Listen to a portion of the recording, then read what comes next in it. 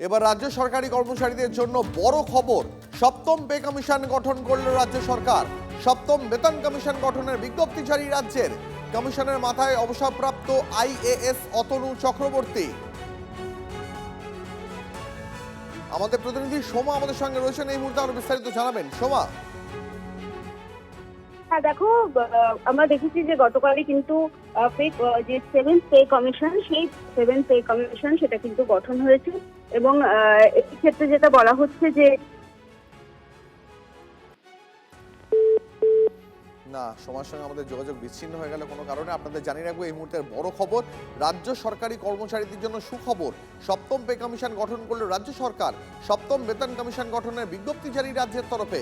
কমিশনের মাথায় অবসরপ্রাপ্ত আইএএস অতনু চক্রবর্তী, সদস্য পার্থ মুখোপাধ্যায় ও পার্থপ্রতিম পাল, মেম্বার সেক্রেটারি দেবী প্রসাদ করনাম। বেতন কাঠামো, ডিএ ভাতা, পদোন্নতি সংক্রান্ত নীতি এবং পেনশন সংক্রান্ত সুপারিশ করবে এই কমিশন। সমাজের সঙ্গে আমরা আবার যোগাযোগ করতে পেরেছি। সমাজ, যেমনটা তুমি জানাচ্ছিলে। হ্যাঁ, যেটা কমিশনকে বিশেষভাবে 5টি বিষয়ের উপর নজর দিতে হবে।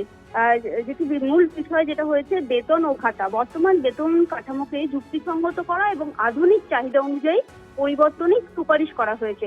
দ্বিতীয়ত, চাকরির শর্ত এমন বেতন কাঠামো তৈরি করা যা যোগ্য প্রার্থীদের সরকারি চাকরিতে আকর্ষণ করবে এবং কর্মীদের দক্ষতা, দায়বদ্ধতা বাড়াবে। এবং 3 নম্বর যে ডিএ এবং অন্যান্য ভাতা, বর্তমান যে ডিএন আলোচনা করে নতুন যে ফর্মুলা দেওয়া, স্পেশাল অ্যালোয়েন্স, ট্রাভেলিং অ্যালোয়েন্স এবং অন্যান্য ভাতা যেগুলো এর মধ্যে পড়ছে সেগুলো নিয়ে কিন্তু আলোচনা করা বা সুপারিশ দেওয়া। এছাড়াও রয়েছে প্রমোশন ও পেনশন, অর্থাৎ প্রমোশন ও পেনশন বর্তমান যে পলিসি রয়েছে সেই পলিসিগুলোর বেনিফিট সম্বন্ধে কিন্তু পর্যালোচনা তারা করবে। এছাড়াও কেন্দ্রীয় সরকার ও অন্যান্য ও রাজ্য ও সিপিএসইউর বেতন কাঠামো, রাজ্যের আর্থিক অবস্থা এবং কেন্দ্রের এই পে কমিশনের সুপারিশ বিবেচনা করবে। ধন্যবাদ সোমা।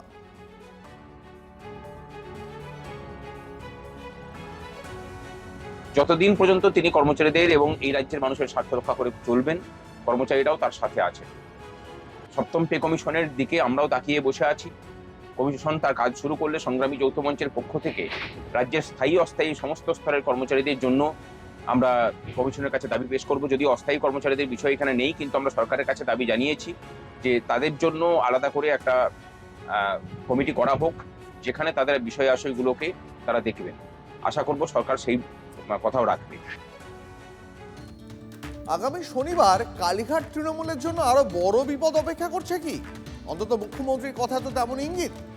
21শে জুলাইয়ের ফাইল খোলার পর এবার সামনে আসতে চলেছে আমপান দুর্নীতির রিপোর্ট। সে যত বড়ই হোক, ছাড় নয়, বুঝিয়ে দিয়েছেন মুখ্যমন্ত্রী শুভেন্দু অধিকারী।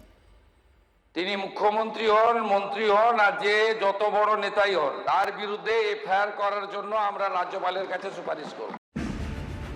25শে জুলাই আমপান দুর্নীতির ক্যাগ রিপোর্ট প্রকাশ করা হবে। যত বড় নেতাই হন, এফআইআর হবে, জানিয়ে দিয়েছেন মুখ্যমন্ত্রী। Comptroller and auditor general of ইন্ডিয়ার রিপোর্ট বিধানসভায় পেশ করে তার উপর আলোচনা বাধ্যতামূলক, কিন্তু তৃণমূল সরকার তা প্রকাশ করেনি। এবার সেই রিপোর্ট প্রকাশ্যে আনছেন মুখ্যমন্ত্রী। তার সাফ কথা, দুর্নীতিতে অভিযুক্ত যত বড় নেতা বা মন্ত্রী হন না কেন, তার বিরুদ্ধে উপযুক্ত পদক্ষেপ করা হবে। আগামী 25 তারিখে ক্যাগের রিপোর্টগুলো তো প্লেস হবেই। যেখানে যেখানে দুর্নীতির প্রামাণ্য ক্যাগ ধরবে, তিনি মুখ্যমন্ত্রী হন, মন্ত্রী হন আর যে যত বড় নেতাই হন, তার বিরুদ্ধে এফআইআর করার জন্য আমরা রাজ্যপালের কাছে সুপারিশ করব। আমপানে 2 দফায় এরাজ্যে 3,750 কোটি টাকা দিয়েছিলেন প্রধানমন্ত্রী, কিন্তু কেন্দ্রের সেই টাকা নয়ছয় হয়। তৃণমূলের বিরুদ্ধে এমনই ভুরি ভুরি দুর্নীতির অভিযোগ ওঠে। কলকাতা হাইকোর্টে মামলার ভিত্তিতে বিশেষ ক্যাগ তদন্ত হয়, সেই রিপোর্ট প্রকাশ্যে আসেনি। সেই দিকেই এবার তুলে ধরতে চাইছেন মুখ্যমন্ত্রী। বড় বড় ভাষণ যারা দিচ্ছেন গতকাল এক ঝুড়ি লোক নিয়ে, তাদের মুখোশটাও আমরা অতি দ্রুত খোলার ব্যবস্থা করব। ক্যাগ রিপোর্ট নিয়ে এখন থেকে আর্তনাদ তৃণমূলের গলায়। এগুলো হচ্ছে চাপ দিয়ে, ভয় দেখিয়ে, থ্রেট পারসেপশন তৈরি করে, তৃণমূল থেকে দূরত্ব তৈরি করে আমাদের কাছে চলে এসো, আমার পুলিশ ব্যবস্থা নেবে না। সোমবার 21শে জুলাই রিপোর্ট সামনে এনেছে রাজ্য সরকার। কিভাবে শহীদ পরিবারকে ব্যবহার করে আখের গোছানো হয়েছে তার অভিযোগ তুলেছেন অনেকে। এই প্রেক্ষিতে অনেকে প্রশ্ন তুলছেন, আমপান দুর্নীতির রিপোর্টে কালীঘাট তৃণমূলের জন্য আরও বড় বিপদ অপেক্ষা করছে? সৌরভ গুহ ও প্রদীপ্ত কান্তি ঘোষের রিপোর্ট, TV9 বাংলা।